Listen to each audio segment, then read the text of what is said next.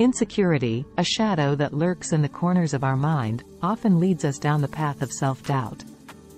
It whispers insidious thoughts, making us question our worth and capabilities. But fear not, for these poems, with their rhythmic flow and powerful words, can help us navigate through our insecurity and fears. Let's delve into a collection of poems that beautifully encapsulate the essence of insecurity and the journey towards self-acceptance. Mirror, by Sylvia Plath. I am silver and exact. I have no preconceptions. Whatever I see I swallow immediately just as it is, unmisted by love or dislike. I am not cruel, only truthful, the eye of a little god, four-cornered. Most of the time I meditate on the opposite wall. It is pink, with speckles.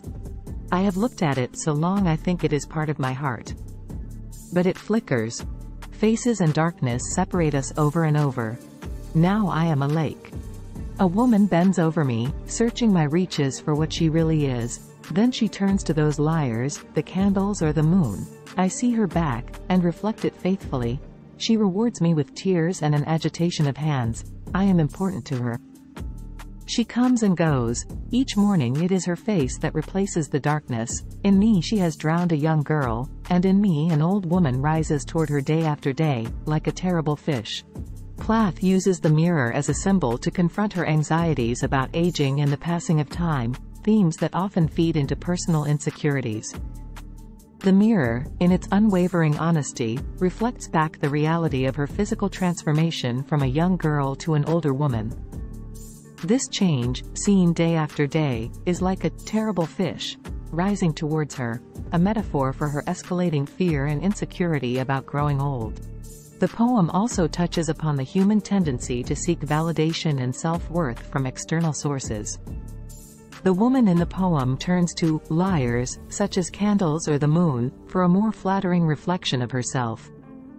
These deceptive sources of light only fuel her insecurities, distorting her self-perception and causing her distress. Ultimately, Mirror is a powerful commentary on our struggle with self-acceptance and the insecurities that stem from it. Plath encourages us to face our fears, to look beyond our physical appearances, and to find value within ourselves. The Weary Blues, by Langston Hughes. Droning a drowsy syncopated tune, rocking back and forth to a mellow croon, I heard a Negro play. Down on Lenox Avenue the other night by the pale dull pallor of an old gas light he did a lazy sway. He did a lazy sway. To the tune "Oh Those Weary Blues," with his ebony hands on each ivory key he made that poor piano moan with melody. Oh blues, swaying to and fro on his rickety stool he played that sad raggy tune like a musical fool. Sweet blues, coming from a black man's soul. Oh blues, in a deep song voice with a melancholy tone I heard that Negro sing, that old piano moan. Ain't got nobody in all this world, ain't got nobody but myself. I's gwine to quit ma frownin' and put ma troubles on the shelf.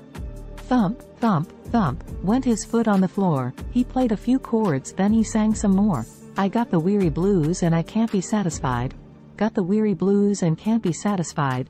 I ain't happy no mo', and I wish that I had died. And far into the night he crooned that tune. The stars went out and so did the moon. The singer stopped playing and went to bed while the weary blues echoed through his head. He slept like a rock or a man that's dead.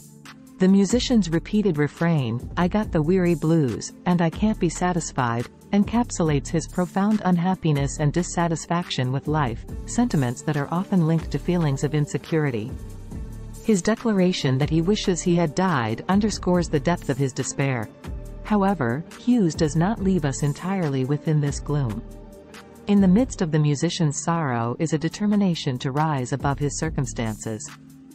I's gwine to quit ma frownin', and put ma troubles on the shelf, he sings, indicating his resolve to overcome his despondency. The poem also explores the therapeutic power of music. Despite his despair, the musician finds solace in his art, his ebony hands on each ivory key, coaxing a mournful melody from the piano. Through his music, he voices his insecurities and pain, transforming them into something beautiful and poignant. The final lines of the poem offer a sense of closure and release. When I Think About Myself, by Maya Angelou. When I think about myself, I almost laugh myself to death. My life has been one great big joke. A dance that's walked, a song that spoke. I laugh so hard I almost choke when I think about myself.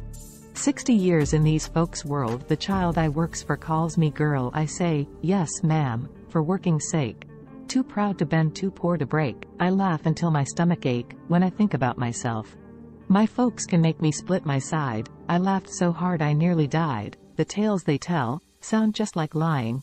They grow the fruit, but eat the rind. I laugh until I start to crying when I think about my folks.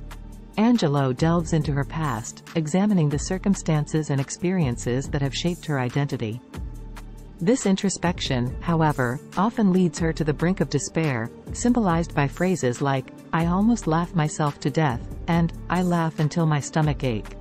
Angelo also addresses racial and social injustices in the poem. She speaks of 60 years spent in a world where she is still referred to as a girl by the child she works for, highlighting the degradation and dehumanization she has endured. Yet, despite the harsh realities she faces, she remains too proud to bend, too poor to break. In conclusion, these poems about insecurity serve as a reminder that self-doubt and fear are universal experiences. They provide comfort in knowing we are not alone in our struggles and inspire us to navigate through our insecurities towards self-acceptance and self-love. For more inspiration, visit www.carlacorelli.com.